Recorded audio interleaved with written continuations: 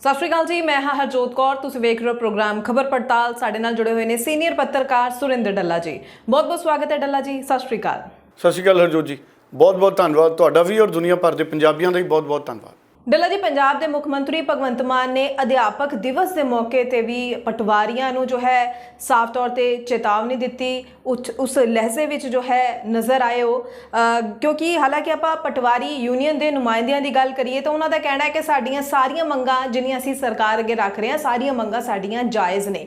दूजे पासे गल करिए भगवंत मान ने जो साडे पंजाब के मुख मंत्री, उन्होंने भी कई खुलासे किए ने। वो कहते भी आउंदे दिनां विच भर्तियां अते नियुक्ति पत्र जरूर दिते जाने ने, पर जे आप गल करिए भगवंत मान ने जिस तरह का तेवर अध्यापक दिवस मौके संबोधन करते हुए दिखाया, जिस लहजे विच उन्होंने गलबात की है, की कहना चाहोगे इस सब के उपर? भगवंत मान का इरादा आउंदे समय विच इन्हां मुद्दिआं नूं लैके की लग रहा है? बिल्कुल हरजोत जी, जिवें कल अध्यापक दिवस सी, मोगा दे विच राज पद्धरी समागम सी जिहदे विच बहुत सारे अध्यापकों नूं सन्मानित किया गया और अध्यापक इस सन्मान के हकदार भी ने, क्योंकि जिन्नी मेहनत अध्यापक करते हैं उहदी बदौलत ही साडे विद्यार्थी ने जिहड़े अपने विद्यार्थी जीवन नूं सफलतापूर्वक कामयाब बना के जिंदगी दे विच अगे वधदे ने। सो अध्यापक किसी भी स्कूल दे वेले सानूं मिले या कॉलेज के दिनों मिले या जिंदगी के किसी भी पड़ाव पर मिले, अध्यापक की बहुत वड्डी महत्ता होंदी है। और कल भगवंत मान ने पंजाब के अध्यापकों का धन्नवाद भी किया और कई ऐलान किए। 8 UPSC सेंटर खोलने की गल भी भगवंत मान ने की और मोगा दे विच भी उन्होंने कहा कि असीं एक सेंटर खोलांगे। इहदे नाल नाल पटवारियां ते भगवंत मान एक बारी फिर निशाना विन्हदे नज़र आए।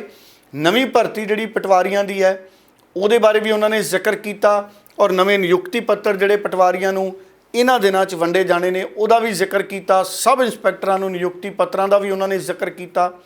राजस्थान की रैली च भी उन्होंने जिक्र किया। उन्होंने नाल नाल कल ये किया, वो कहते पटवारी अपने एक भ्रिष्ट साथी नूं बचाउण लई सरकार ते दबाव बना रही सी।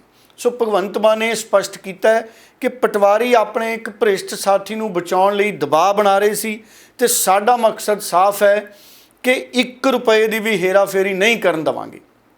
जे कलमां छड्डणियां ने छड्ड देवो। होर बहुत पढ़े लिखे नौजवान ने साडे कोले जो कलमा सांभण लई तैयार बैठे ने। सो कल अध्यापक दिवस मौके भगवंत मान का जिहड़ा ये सीधा ऐलान सी, इहदे तो स्पष्ट संकेत ने कि भगवंत मान बिल्कुल झुकण वाले नहीं है। और पटवारियां दे नाल जिहड़ा सरकार का रेड़क है, मैनूं लगदा है दोवें धिरां नूं इस बारे होर गंभीरता नाल सोचण दी लोड़ है। आम लोकां दे काम काज है जिहड़े नहीं रुकने चाहिए, वो भी प्रभावित नहीं होने चाहिए। और जिन्ने भी मुलाजम ने या पटवारी ने उन्होंने भी स्पष्टता के नाल अपनी गल सरकार अगे रखनी चाहिए है और जिथों तक हो सके समझौते के रूप दे विच मामला निबेड़ना चाहिए, मेरा ही मनना है। क्योंकि अगर वक्त रहंदे समझौता नहीं हुंदा तो इहदे नाल आम लोगों की दिक्कत ज़्यादा वधेगी। अगर सरकार सख्त कार्रवाई करती है उहदे नाल पटवारियां दा अंदोलन भी वड्डा हो सकता है, उहदे नाल आम लोग भी प्रभावी हो सकते हैं। हालांकि मुख मंत्री बहुत आसवंद ने, वो कहते आम लोगों को किसी तरह की असी खज्जल खुआरी नहीं होण देनी। और कुछ दिन पहला उन्होंने ये भी संकेत दिते सी कि बहुत सारे पटवारियां दियां साडे कोले रिपोर्टां ने जिन्हां ने अगे भी मुलाजम रखे हुए ने। हुण की पंजाब सरकार दे जिहड़े सेवा रूल ने, सेवा नियम ने, की ये मंजूरी दिंदे ने कि कोई सरकारी मुलाजम अगे किसी नूं मुलाजम रखे? इसलिए विजिलेंस ब्यूरो चकन्नी है। बहुत वड्डी संभावना है कि विजिलेंस ब्यूरो आउंदे दिनां दे विच रिकॉर्ड चैक कर सकती है। जिन्हां खात्यां दे विच तनखाहां जांदियां ने सरकारी मुलाजमां नूं, उन्हां खात्यां नूं चैक किया जा सकता है कि की उन्हां खात्यां दे विचों तनखाह के रूप दे विच हर महीने जिहड़े होर मुलाजम अगे रखे हुए ने उन्हां नूं पैसे तो नहीं दिते जांदे। सो कई तरह दीयां जिहड़ियां इन्वेस्टिगेशनस ने वो भी हो सकदियां ने, क्योंकि ये मामला बहुत वड्डा बनया होया है। बाकी जिहड़े मुलाजम ने, जिहड़े पटवारी यूनीयन के मुलाजम या मैंबर ने, वो अपने अंदोलन ते उस तरह डटे हुए हैं। उन्हों का कहना है कि असी अपना अंदोलन इस तरह अगे वधावांगे क्योंकि साडियां मंगां भी जायज़ ने। सो मुख मंत्री ते पटवारी आमने सामने ने ते वेखदे हां कि ये मामला किन्ने दिनों तक चलदा है अते इह किवें निबड़दा है। तुसीं देखिआ ही है पिछले कई दिनों की हो रहा है। लख लख तनख्वाह है, 1.5 ਲੱਖ ਤਨਖਾਹ ਹੈ, ਕਲਮ ਛੋੜ ਹੜਤਾਲ। ਇਹ ਕਿਉਂ, ਕੀ ਗੱਲ ਜੀ? परमात्मा ने कलम बख्शी है, छड़ दे क्यों आओ? साडा जी एक साथी जिहड़ा है वो भ्रिष्टाचार के दोषां च फड़ लिया, उन्होंने छड्डो, नहीं तो असीं कलमां छड्डांगे। 2 दिन कलम छोड़ हड़ताल। मैं कहा ठीक है, फिर तुसीं कलम छोड़ हड़ताल कर लो, बाद च कलम तुहानूं देनी है या नहीं देनी ये सरकार की मर्जी है। बहुत पढ़े लिखे बेरोजगार मुंडे कुड़ियां बैठे ने जिहड़े तुहाडे वालियां कलमां नूं फड़न वास्ते तैयार बैठे ने, तो फिर ये तो गलत हो गया ना जी। तुसीं पैसे भी लै रहे हो, कलम छोड़ हड़ताल। बंदे रखे अगे, साडे कोल इन्फॉर्मेशन है कि अगे बंदे रखे हुए हैं। मलिक पटवारी ने 2 बंदे रखे अगे 5-5 हज़ार ते, आप प्रॉपर्टी डीलिंग का काम करता है। हुण असीं हाजरी जिहड़ी है वो अंगूठे वाली करती, भी इत्थे आए गुर्दे नाल जाया करो, फिर पता लगूगा। सो मैं नहीं कहता सारे करप्ट ने, पंजे उंगलां इक्को जिहियां नहीं हुंदियां, पर वो कहते हैं ना एक मच्छी सारा तालाब खराब कर देंगी।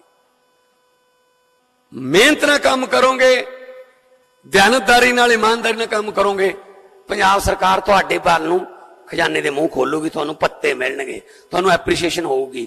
पर लोकां नाल धक्का करोगे, धोखा करोगे, पैसे लुटोगे, फिर कोई बख्शे असीं तरस नहीं करना।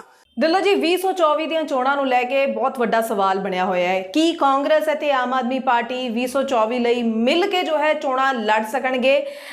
ਇਹ ਜਿਹੜਾ ਸਵਾਲ ਹੈ ਇਸ ਦੇ ਉੱਪਰ ਹਰ ਕੋਈ ਅੱਜ ਕੱਲ੍ਹ ਆਪਣਾ ਮੱਥਾ ਪੱਚੀ ਕਰ ਰਿਹਾ। ਇਸ ਸਭ ਦੇ ਉੱਪਰ ਆਪਾਂ ਲਗਾਤਾਰ ਐਨਾਲਿਸਿਸ ਵੀ ਕਰ ਰਹੇ ਹਾਂ। ਤੁਸੀਂ ਇਸ ਉੱਪਰ ਲਗਾਤਾਰ ਜੋ ਹੈ ਪਹਿਲੂ ਵੀ ਸਾਹਮਣੇ ਰੱਖ ਰਹੇ ਹੋ, ਸਾਂਝੇ ਕਰ ਰਹੇ ਹੋ ਦਰਸ਼ਕਾਂ ਦੇ ਨਾਲ। ਸੋ ਹਾਲਾਂਕਿ ਜੇ ਆਪਾਂ ਕੱਲ੍ਹ ਦੀ ਗੱਲ ਕਰ ਲਈਏ, ਕੱਲ੍ਹ ਕਾਂਗਰਸ ਦੇ ਲੀਡਰਸ ਨੇ ਜੋ ਹੈ ਕਾਂਗਰਸ ਭਵਨ ਵਿੱਚ ਬੈਠਕਾਂ ਵੀ ਕੀਤੀਆਂ ਨੇ ਇਸ ਸਭ ਨੂੰ ਲੈ ਕੇ, ਤੇ ਉਹ ਸਟੇਟ ਯੂਨਿਟ ਦੀ ਜਿਹੜੀ ਰਾਏ ਹੈ ਪਾਰਟੀ ਹਾਈ ਕਮਾਂਡ ਨੂੰ ਸੌਂਪਣਗੇ। ਉਧਰ ਆਪਾਂ ਦੂਜੇ ਪਾਸੇ ਗੱਲ ਅਗਰ ਆਪਾਂ ਆਮ ਆਦਮੀ ਪਾਰਟੀ ਦੀ ਵੀ ਕਰ ਲਈਏ ਤਾਂ ਜਿਹੜਾ ਮਾਹੌਲ ਕਾਂਗਰਸ ਦੇ ਵਿੱਚ ਬਣਿਆ ਹੋਇਆ ਹੈ, ਉਸੇ ਤਰ੍ਹਾਂ ਨਾਲ ਆਮ ਆਦਮੀ ਪਾਰਟੀ ਦੇ ਜਿਹੜੇ ਲੀਡਰ ਨੇ ਉਹ ਵੀ ਇਹੀ ਕਹਿ ਰਹੇ ਨੇ ਕਿ 2024 ਦੇ ਲਈ ਅਸੀਂ ਆਪਣੇ ਦਮ ਤੇ ਚੋਣਾਂ ਲੜਨੀਆਂ ਨੇ। ਸੋ ਹਰ ਕੋਈ ਆਪਣੇ ਆਪਣੇ ਪੱਧਰ ਤੇ ਹੀ 2024 ਦੀਆਂ ਚੋਣਾਂ ਲੜਨਾ ਚਾਹੁੰਦਾ ਹੈ।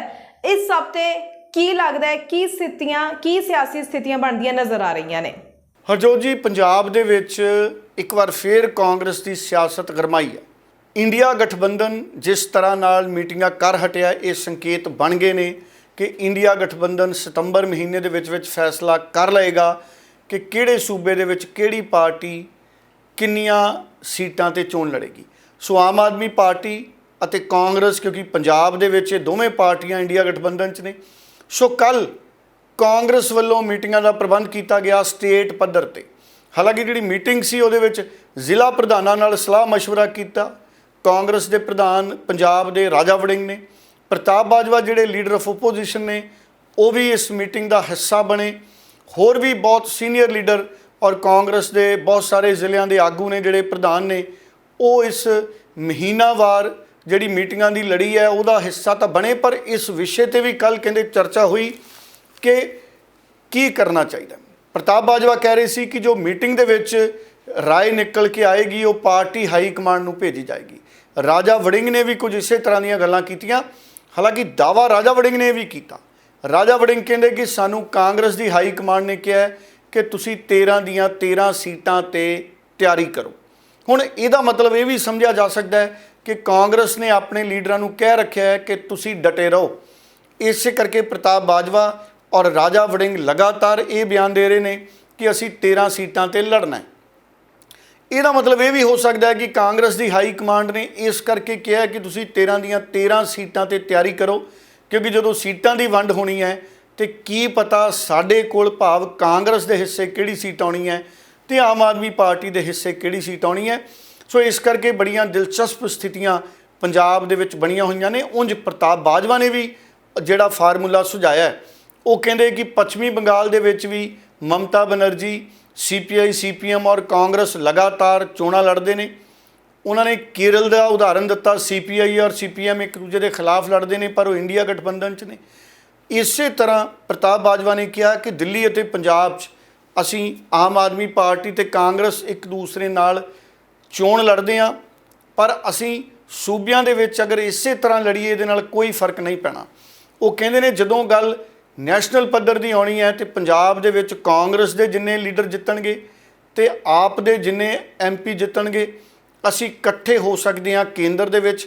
ਸੋ ਇਹ ਫਾਰਮੂਲਾ ਜਿਹੜਾ ਕਾਂਗਰਸ ਦੀ ਪੰਜਾਬ ਦੀ ਜਿਹੜੀ ਸਟੇਟ ਇਕਾਈ ਹੈ ਉਹ ਆਪਣੀ ਹਾਈ ਕਮਾਂਡ ਨੂੰ ਸੁਝਾ ਰਹੀ ਹੈ ਕਿ ਅਸੀਂ 13 ਦੀਆਂ 13 ਸੀਟਾਂ ਤੇ ਚੋਣ ਲੜੀਏ, ਜਿਹੜੇ ਇਸ਼ਾਰੇ ਕੀਤੇ ਨੇ ਲੀਡਰਾਂ ਨੇ। ਹਾਲਾਂਕਿ ਉਹਨਾਂ ਨੇ ਪਾਰਟੀ ਹਾਈ ਕਮਾਂਡ ਨੂੰ ਕੀ ਸੁਨੇਹਾ ਭੇਜਿਆ ਇਹ ਤਾਂ ਨਹੀਂ ਦੱਸਿਆ, ਪਰ ਸੰਕੇਤ ਦਿੱਤੇ ਨੇ ਕਿ ਕਾਂਗਰਸ ਹਾਈ ਕਮਾਂਡ ਪੰਜਾਬ ਵਾਲੀ ਚਾਹੁੰਦੀ ਹੈ, ਪੰਜਾਬ ਵਾਲੀ ਕਾਂਗਰਸ ਚਾਹੁੰਦੀ ਹੈ ਸਟੇਟ ਯੂਨਿਟ ਕਿ ਅਸੀਂ 13 ਦੀਆਂ 13 ਸੀਟਾਂ ਤੇ ਚੋਣਾਂ ਲੜੀਏ ਔਰ ਚੋਣਾਂ ਦੇ ਨਤੀਜੇ ਤੋਂ ਬਾਅਦ ਅਸੀਂ ਕੇਂਦਰ ਦੇ ਵਿੱਚ ਆਮ ਆਦਮੀ ਪਾਰਟੀ ਔਰ ਸਾਡੀ ਪਾਰਟੀ ਜਿੰਨੀਆਂ ਵੀ ਸੀਟਾਂ ਜਿੱਤੇ ਉਹ ਸਾਂਝੇ ਤੌਰ ਤੇ ਇਕੱਠੀਆਂ ਹੋਣ। ਭਾਵ ਕਿ ਕਾਂਗਰਸ ਦੀ ਸੂਬਾ ਇਕਾਈ ਕੀ ਚਾਹੁੰਦੀ ਹੈ, ਵਲੰਟੀਅਰ ਕੀ ਚਾਹੁੰਦੇ ਨੇ, ਇਹ ਫੀਡਬੈਕ ਹੈ ਜਿਹੜਾ ਹਰਜੋਤ ਜੀ ਇਹ ਪ੍ਰਤਾਪ ਸਿੰਘ ਬਾਜਵਾ ਔਰ ਰਾਜਾ ਵੜਿੰਗ ਇਹਨਾਂ ਦੀ ਅਗਵਾਈ ਦੇ ਵਿੱਚ ਜਿਹੜੀ ਮੀਟਿੰਗ ਹੋਈ ਹੈ ਕੱਲ, ਉਹਦੇ ਵਿੱਚ ਵੀ ਲਿਆ ਗਿਆ। ਪਰ ਦੇਖਣ ਵਾਲੀ ਗੱਲ ਇਹ ਹੈ ਕਿ ਕਾਂਗਰਸ ਦੀ ਹਾਈ ਕਮਾਂਡ ਕੀ ਤੈਅ ਕਰਦੀ ਹੈ। ਕੀ ਕਾਂਗਰਸ ਦੀ high command Aam Aadmi party ਨਾਲ ਸੀਟਾਂ ਦੀ ਵੰਡ ਦਾ ਸਮਝੌਤਾ ਕਰਦੀ ਹੈ, ਜਾਂ ਕਾਂਗਰਸ ਹਾਈ ਕਮਾਂਡ ਕਹਿ ਦਿੰਦੀ ਹੈ ਕਿ ਅਸੀਂ 13 ਦੀਆਂ 13 ਸੀਟਾਂ ਤੇ ਚੋਣਾਂ ਲੜਾਂਗੇ। ਅਗਰ ਅਜਿਹਾ ਹੁੰਦਾ ਤੇ ਫਿਰ ਜਿਹੜੇ ਇੰਡੀਆ ਗਠਬੰਧਨ ਦੇ ਹੋਰ ਪਾਰਟੀਆਂ ਨੇ ਉਹ ਆਪਣੇ ਆਪਣੇ ਸੂਬੇ 'ਚ ਵੀ ਇਹ ਮੰਗ ਕਰ ਸਕਦੀਆਂ ਨੇ। ਬਿਹਾਰ 'ਚ ਇਹ ਮੰਗ ਹੋ ਸਕਦੀ ਹੈ, ਯੂਪੀ 'ਚ ਇਹ ਮੰਗ ਹੋ ਸਕਦੀ ਹੈ ਕਿ ਅਸੀਂ ਆਪਣੇ ਦਮ ਤੇ ਚੋਣਾਂ ਲੜੀਏ ਤੇ ਅਸੀਂ ਕੇਂਦਰ 'ਚ ਇਕੱਠੇ ਹੋਈਏ। ਸੋ ਮੈਨੂੰ ਲੱਗਦਾ ਅਜਿਹਾ ਨਹੀਂ ਹੋਏਗਾ।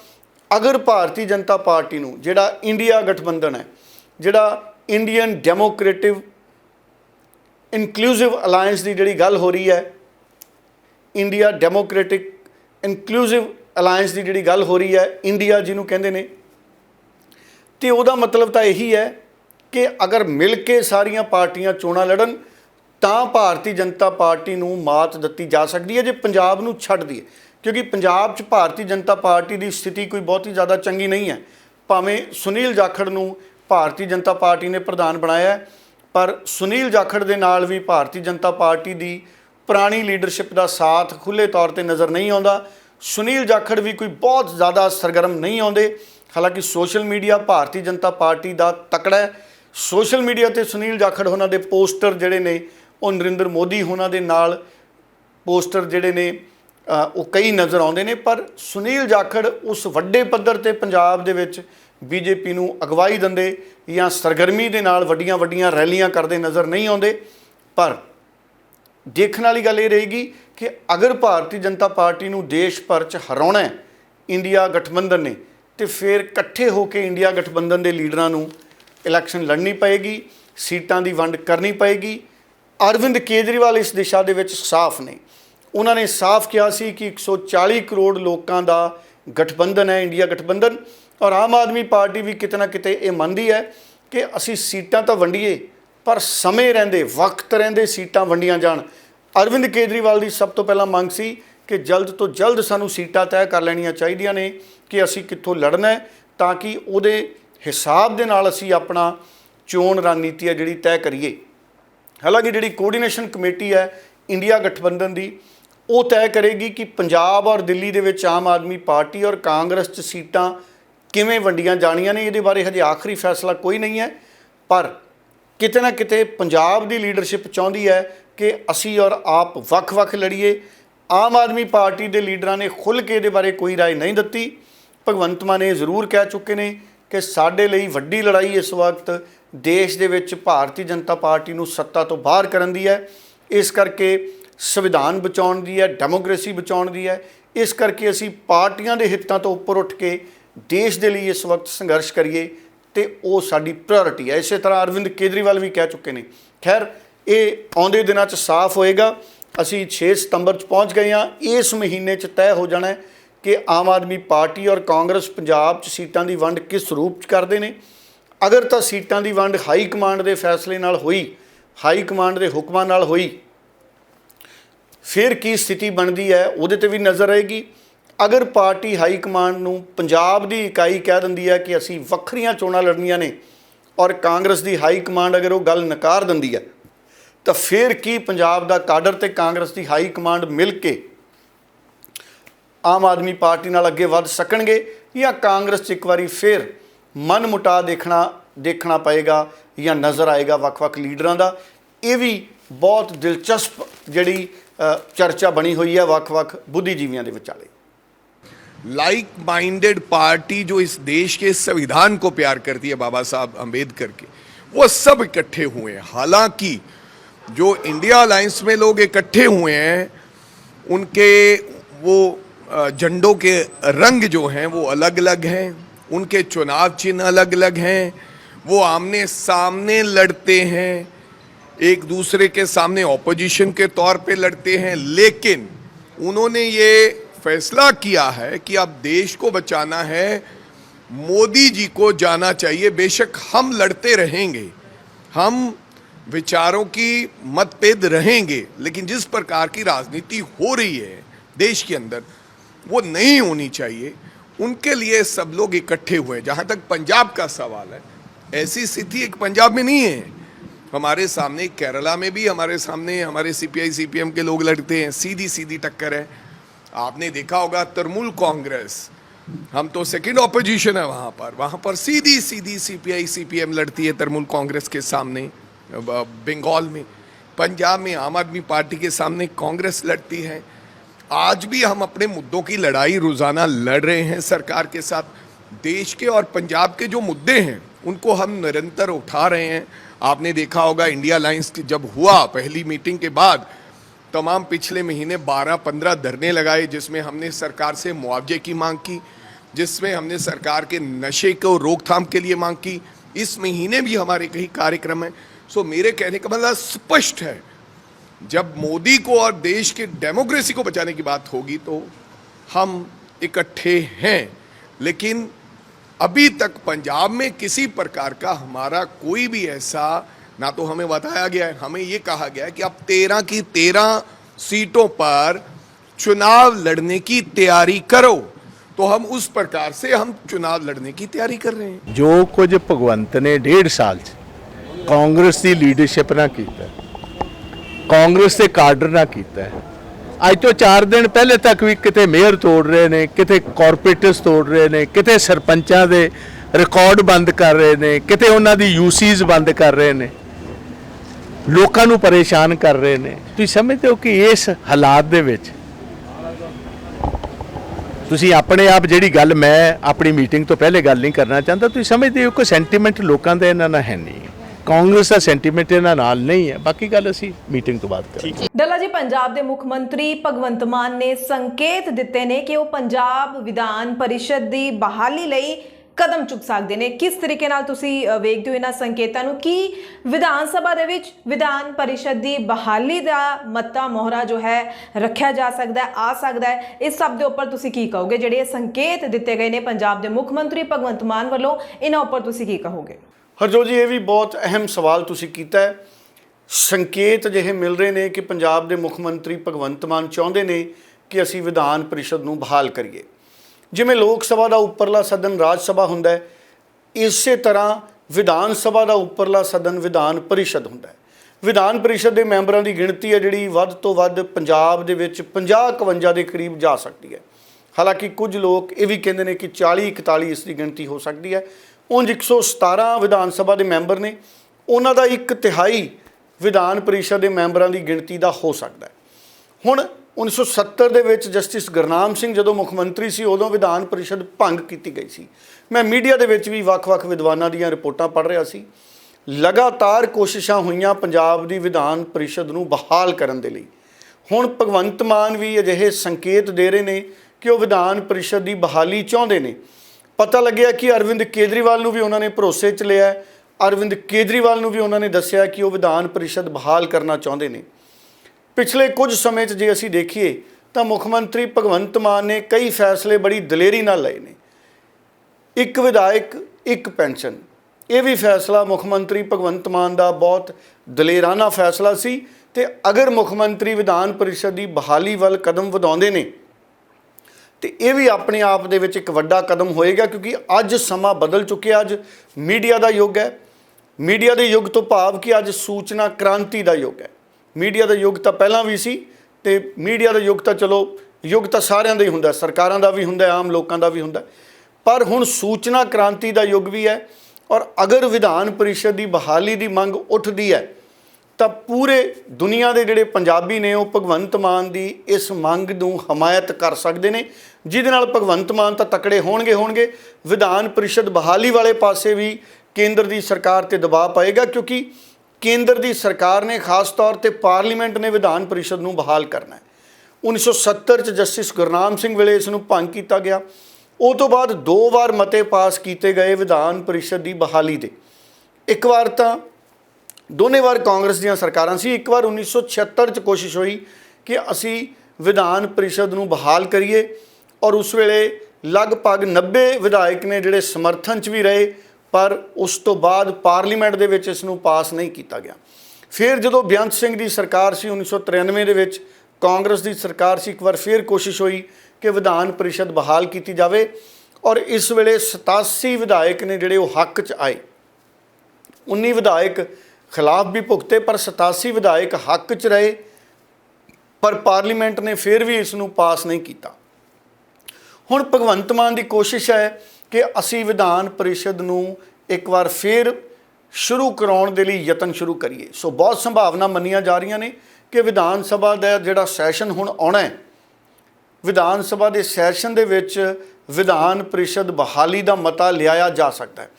ਵਿਧਾਨ ਪਰਿਸ਼ਦ ਅਗਰ ਬਹਾਲ ਹੁੰਦੀ ਹੈ ਤੇ ਇਹਦੇ ਵਿੱਚ ਕਾਫੀ ਜਿਹੜੇ ਵੱਖ-ਵੱਖ ਖੇਤਰਾਂ ਨਾਲ ਜੁੜੇ ਲੋਕ ਨੇ ਉਹਨਾਂ ਨੂੰ ਨਾਮਜ਼ਦ ਕਰਕੇ ਭੇਜਿਆ ਜਾ ਸਕਦਾ, ਜਿਵੇਂ ਰਾਜ ਸਭਾ ਦੇ ਵਿੱਚ ਮੈਂਬਰ ਨਾਮਜ਼ਦ ਕੀਤੇ ਜਾਂਦੇ ਨੇ, ਇਸੇ ਤਰ੍ਹਾਂ ਵਿਧਾਨ ਪਰਿਸ਼ਦ ਦੇ ਵਿੱਚ ਵਿਧਾਨ ਸਭਾ ਨਾਮਜ਼ਦ ਕਰਦੀ ਹੈ, ਪੰਜਾਬ ਦੇ ਰਾਜਪਾਲ ਵੀ ਮੈਂਬਰ ਨਾਮਜ਼ਦ ਕਰਦੇ ਨੇ।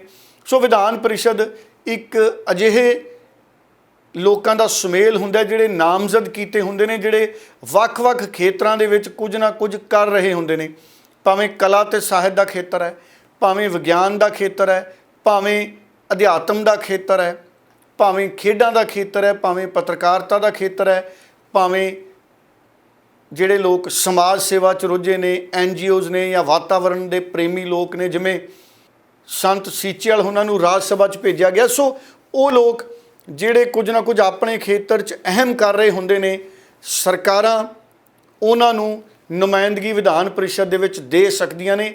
ਔਰ ਮੈਂ ਤਾਂ ਇੱਥੋਂ ਤੱਕ ਚਾਹੂੰਗਾ ਕਿ ਸਾਡੀ ਵਿਧਾਨ ਪਰਿਸ਼ਦ ਅਗਰ ਬਹਾਲ ਹੁੰਦੀ ਹੈ ਤੇ ਘੱਟੋ ਘੱਟ ਸਾਡੇ ਉਹ ਵਿਦਿਆਰਥੀ ਜਿਹੜੇ ਕੋਈ ਟੌਪਰ ਰਹਿੰਦੇ ਨੇ, ਕੋਈ PhD ਕਰਦੇ ਨੇ, ਜਾਂ ਯੂਨੀਵਰਸਿਟੀਆਂ ਦੇ ਸਾਡੇ ਵਿਗਿਆਨਕ ਨੇ, ਉਹਨਾਂ ਨੂੰ ਵੀ ਵਿਧਾਨ ਸਭਾ ਦੇ ਵਿੱਚ ਵਿਧਾਨ ਪਰਿਸ਼ਦ ਦੇ ਵਿੱਚ ਨੁਮਾਇੰਦਗੀ ਮਿਲਣੀ ਚਾਹੀਦੀ ਹੈ। ਪਰ ਕੀ ਵਿਧਾਨ ਪਰਿਸ਼ਦ ਬਹਾਲ ਹੋਏਗੀ, ਇਹ ਨਿਰਭਰ ਕਰਦਾ ਹੈ ਕੇਂਦਰ ਦੀ ਸਰਕਾਰ ਤੇ, ਕਿਉਂਕਿ ਪਾਰਲੀਮੈਂਟ ਨੇ ਇਸ ਬਾਰੇ ਕਾਨੂੰਨ ਬਣਾਉਣਾ ਹੈ। ਪਰ ਅਗਰ ਭਗਵੰਤ ਮਾਨ ਵਿਧਾਨ ਪਰਿਸ਼ਦ ਦੀ ਬਹਾਲੀ ਦਾ ਮਤਾ ਲੈ ਕੇ ਆਉਂਦੇ ਨੇ ਤੇ ਇਹ ਸਵਾਗਤ ਵਾਲਾ ਫੈਸਲਾ ਹੋਊਗਾ, ਔਰ ਸਾਰੇ ਬੁੱਧੀਜੀਵੀ ਪੰਜਾਬੀ ਇਸ ਫੈਸਲੇ ਦਾ ਸਵਾਗਤ ਕਰਨਗੇ। ਔਰ ਇਸ ਵਾਰ ਕਿਉਂਕਿ ਸੂਚਨਾ ਕ੍ਰਾਂਤੀ ਦਾ ਸਮਾਂ ਤੇ ਦਬਾਅ ਪਏਗਾ ਪਾਰਲੀਮੈਂਟ ਤੇ ਕਿ ਪਾਰਲੀਮੈਂਟ ਪੰਜਾਬ ਦੀ ਵਿਧਾਨ ਪਰਿਸ਼ਦ ਨੂੰ ਵੀ ਬਹਾਲ ਕਰੇ, ਜਿਹਦੇ ਨਾਲ ਪੰਜਾਬ ਹਰ ਖੇਤਰ 'ਚ ਹੋਰ ਤਕੜਾ ਹੋਏਗਾ, ਔਰ ਆਰਥਿਕ ਪੱਖੋਂ ਬਹੁਤ ਚੰਗੇ ਸੁਝਾਅ ਵਿਧਾਨ ਪਰਿਸ਼ਦ ਦੇ ਵਿੱਚੋਂ ਵੀ ਨਿਕਲ ਕੇ ਆਉਣਗੇ। ਔਰ ਕਈ ਸੂਬੇ ਨੇ, ਉੱਤਰ ਪ੍ਰਦੇਸ਼ ਦੇ ਵਿੱਚ ਵਿਧਾਨ ਪਰਿਸ਼ਦ ਹੈ, ਆਂਧਰਾ ਪ੍ਰਦੇਸ਼ ਦੇ ਵਿੱਚ ਵਿਧਾਨ ਪਰਿਸ਼ਦ ਹੈ, ਮਹਾਰਾਸ਼ਟਰ ਦੇ ਵਿੱਚ ਵਿਧਾਨ ਪਰਿਸ਼ਦ ਹੈ, ਤੇਲੰਗਾਨਾ ਦੇ ਵਿੱਚ ਵਿਧਾਨ ਪਰਿਸ਼ਦ ਹੈ। ਸੋ ਬਹੁਤ ਸਾਰੇ ਸੂਬੇ ਨੇ ਜਿੱਥੇ ਵਿਧਾਨ ਪਰਿਸ਼ਦਾਂ ਮੌਜੂਦ ਨੇ। ਸੋ ਇਸ ਕਰਕੇ 7 ਸੂਬੇ ਨੇ ਮੁਲਕ 'ਚ, ਔਰ ਪੰਜਾਬ 'ਚ ਵੀ ਅਗਰ ਵਿਧਾਨ ਪਰਿਸ਼ਦ ਦੀ ਬਹਾਲੀ ਹੁੰਦੀ ਹੈ ਤੇ ਇਹ ਭਗਵੰਤ ਮਾਨ ਦੀ ਇੱਕ ਬਹੁਤ ਵੱਡੀ ਜਿੱਤ ਦੇ ਤੌਰ ਤੇ ਇਸ ਨੂੰ ਦੇਖਿਆ ਜਾ ਸਕਦਾ ਹੈ। ਹਾਲਾਂਕਿ ਕਈ ਲੋਕ ਇਹ ਵੀ ਕਹਿੰਦੇ ਨੇ ਕਿ ਪੋਲੀਟੀਕਲ ਪਾਰਟੀਆਂ ਜਿਹੜੇ ਉਹਨਾਂ ਦੇ ਉਹ ਲੀਡਰ ਹੁੰਦੇ ਨੇ ਜਿਹੜੇ ਕਦੀ ਜਿੱਤਦੇ ਨਹੀਂ ਜਾਂ ਹਾਰ ਗਏ ਸੰਯੋਗਵਸ਼, ਜਾਂ ਉਹ ਲੀਡਰ ਜਿਹੜੇ ਸੰਗਠਨ 'ਚ ਪਾਰਟੀ 'ਚ ਬਹੁਤ ਅਹਿਮ ਹੁੰਦੇ ਨੇ, ਉਹਨਾਂ ਨੂੰ ਵੀ ਸਰਕਾਰਾਂ ਵਿਧਾਨ ਪਰਿਸ਼ਦ ਦੀ ਨੁਮਾਇੰਦਗੀ ਦਿੰਦੀਆਂ ਨੇ। ਇਹਦੇ ਵਿੱਚ ਵੀ ਕੋਈ ਬੁਰਾਈ ਨਹੀਂ ਹੈ, ਕਿਉਂਕਿ ਕੰਮ ਕਰਨ ਵਾਲੇ ਲੋਕ ਅਗਰ ਵਿਧਾਨ ਪਰਿਸ਼ਦ ਦੇ ਵਿੱਚ ਜਾਣਗੇ, ਉਹਦੇ ਨਾਲ ਸਾਡੀ ਪੰਜਾਬ ਦੀ ਆਰਥਿਕਤਾ ਔਰ ਪੰਜਾਬੀਅਤ ਤਕੜੀ ਹੋਏਗੀ। ਡੱਲਾ ਜੀ, ਗੱਲ ਕਿਸਾਨਾਂ ਦੀ ਕਰ ਲਈਏ। ਕਿਸਾਨਾਂ ਨੇ ਇੱਕ ਵਾਰ ਫਿਰ ਤੋਂ ਐਲਾਨ ਕਰ ਦਿੱਤਾ ਹੈ, ਆਉਂਦੀ 28 ਅਤੇ 29 ਸਤੰਬਰ ਨੂੰ ਕਿਸਾਨ ਜਥੇਬੰਦੀਆਂ ਵੱਲੋਂ ਰੇਲਾਂ ਰੋਕੀਆਂ ਜਾਣਗੀਆਂ। ਸੋ ਸਵਾਲ ਇੱਥੇ ਵੱਡਾ ਖੜਾ ਹੋ ਜਾਂਦਾ ਹੈ ਕਿ ਆਖਿਰ ਜਿਹੜੀ ਸਰਕਾਰ ਦੇ ਨਾਲ ਕਿਸਾਨ ਜਥੇਬੰਦੀਆਂ ਦੀ, ਕਿਸਾਨ ਆਗੂਆਂ ਦੀ ਮੀਟਿੰਗਸ ਹੋ ਰਹੀਆਂ ਨੇ, ਆਖਿਰ ਇਹ ਸਿਰੇ ਕਿਉਂ ਨਹੀਂ ਚੜ ਰਹੀਆਂ? ਕਿੱਥੇ ਮਾਮਲਾ ਅੜਿਆ ਹੋਇਆ ਹੈ? ਕਿਹੜੀਆਂ ਮੁੱਖ ਤੌਰ ਤੇ ਮੰਗਾਂ ਨੇ ਜਿਨ੍ਹਾਂ ਦਾ ਕੋਈ ਹੱਲ ਨਹੀਂ ਨਿਕਲ ਰਿਹਾ? ਤੇ ਹੁਣ ਜੋ ਹੈ ਕਿਸਾਨਾਂ ਨੇ ਐਲਾਨ ਕਰ ਦਿੱਤਾ ਕਿ ਆਉਂਦੀ 28 ਅਤੇ 29 ਸਤੰਬਰ ਨੂੰ ਜੋ ਹੈ ਰੇਲਾਂ ਰੋਕੀਆਂ ਜਾਣਗੀਆਂ। ਹਰਜੋਤ ਜੀ, ਕਿਸਾਨਾਂ ਦਾ ਜਿਹੜਾ ਟਕਰਾਅ ਹੈ ਜਾਂ ਮਤਭੇਦ ਹੈ ਸਰਕਾਰਾਂ ਨਾਲ ਬਰਕਰਾਰ ਹੈ, ਭਾਵੇਂ ਪੰਜਾਬ ਦੀ ਸਰਕਾਰ ਹੈ, ਕੇਂਦਰ ਦੀ ਸਰਕਾਰ ਹੈ, ਹਰਿਆਣਾ ਦੀ ਸਰਕਾਰ ਹੈ, ਜਾਂ ਚੰਡੀਗੜ੍ਹ ਦੀ ਸਰਕਾਰ ਹੈ। ਇਹਨਾਂ ਸਾਰਿਆਂ ਦੇ ਚੰਡੀਗੜ੍ਹ ਦਾ ਪ੍ਰਸ਼ਾਸਨ ਹੈ, ਇਹਨਾਂ ਸਾਰਿਆਂ ਦੇ ਜਿਹੜੇ ਪ੍ਰਸ਼ਾਸਨਿਕ ਅਧਿਕਾਰੀ ਨੇ ਉਹਨਾਂ ਦੇ ਨਾਲ ਜਿਹੜੀ ਬੈਠਕ ਹੈ ਉਹ ਵੀ ਪਰਸੋਂ ਹੋਈ ਸੀ। ਵੱਖ-ਵੱਖ ਕਿਸਾਨ ਆਗੂਆਂ ਦੀ, ਸੰਯੁਕਤ ਕਿਸਾਨ ਮੋਰਚੇ ਦੀ ਵੱਖ-ਵੱਖ ਮੰਗਾਂ ਨੇ, ਪੰਜਾਬ ਤੋਂ ਮੁਆਵਜ਼ੇ ਦੀਆਂ ਮੰਗਾਂ ਨੇ, ਕੇਂਦਰ ਤੋਂ ਮੁਆਵਜ਼ੇ ਦੀਆਂ ਮੰਗਾਂ ਨੇ ਔਰ ਪੁਰਾਣੀਆਂ ਮੰਗਾਂ ਖੜੀਆਂ ਨੇ MSP ਵਾਲੀਆਂ। ਔਰ ਫੈਸਲਾ ਇਹ ਹੋਇਆ ਹੈ ਕਿ ਕਿਸਾਨ ਲਗਾਤਾਰ ਪ੍ਰੋਟੈਸਟ ਕਰਨਗੇ। 8 ਸਤੰਬਰ ਨੂੰ G20 ਸਿਖਰ ਸੰਮੇਲਨ ਹੈ ਜਿਹੜਾ, ਉਹਦੇ ਵਿਰੋਧ ਦੇ ਵਿੱਚ ਪੁਤਲੇ ਫੂਕ ਪ੍ਰਦਰਸ਼ਨ ਕੀਤਾ ਜਾਏਗਾ।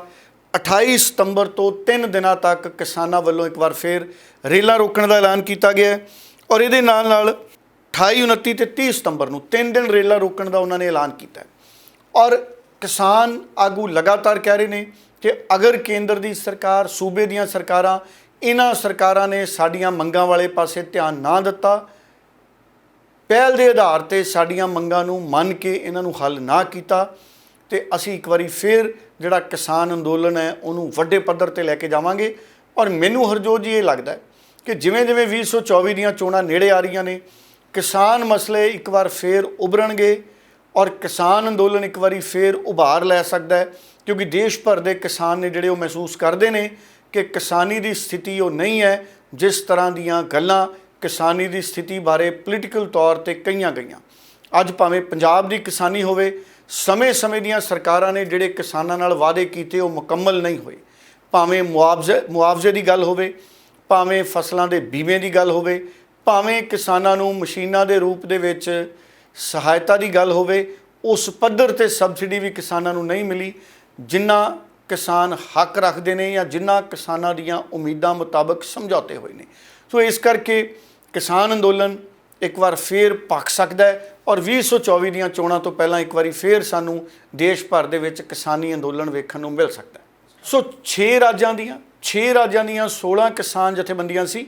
ਕਿਸਾਨਾਂ ਨੇ ਇਹ ਜ਼ਰੂਰ ਕਿਹਾ ਕਿ ਅਸੀਂ ਬਿਲਕੁਲ ਸ਼ਾਂਤਮਈ ਅੰਦੋਲਨ ਕਰਾਂਗੇ ਔਰ ਸਾਡਾ ਅੰਦੋਲਨ ਹੈ ਜਿਹੜਾ ਉਹ ਕਿਸੇ ਨੂੰ ਰੁਕਾਵਟ ਪਾਉਣ ਵਾਲਾ ਨਹੀਂ ਹੈ ਔਰ ਅਸੀਂ ਇਸੇ ਕਰਕੇ ਆਪਣੇ ਅੰਦੋਲਨ ਦੀ ਰੂਪਰੇਖਾ ਨੂੰ ਵਕਤ ਤੋਂ ਪਹਿਲਾਂ ਐਲਾਨ ਕਰ ਰਹੇ ਹਾਂ ਤਾਂ ਕਿ ਕਿਸੇ ਨੂੰ ਵੀ ਅਸੁਵਿਧਾ ਜਿਹੜੀ ਹੈ ਉਹ ਨਾ ਹੋਵੇ। ਬਹੁਤ ਬਹੁਤ ਧੰਨਵਾਦ ਡੱਲਾ ਜੀ ਤੁਹਾਡਾ ਕਿ ਤੁਸੀਂ ਇਹਨਾਂ ਸਾਰੀਆਂ ਹੀ ਖਬਰਾਂ ਦੇ ਉੱਪਰ ਪੂਰੀ ਜਾਣਕਾਰੀ ਦਰਸ਼ਕਾਂ ਨਾਲ ਸਾਂਝੀ ਕੀਤੀ ਹੈ। ਦਰਸ਼ਕਾਂ ਦਾ ਵੀ ਧੰਨਵਾਦ ਕਰਦੇ ਹਾਂ ਪ੍ਰੋਗਰਾਮ ਦੇ ਨਾਲ ਜੁੜੇ ਰਹਿਣ ਲਈ। ਇਸੇ ਦੇ ਨਾਲ ਮੈਨੂੰ ਯਾਨੀ ਕਿ ਹਰਜੋਤ ਕੌਰ ਨੂੰ ਵੀ ਦਿਓ ਜੀ ਇਜਾਜ਼ਤ। ਧੰਨਵਾਦ।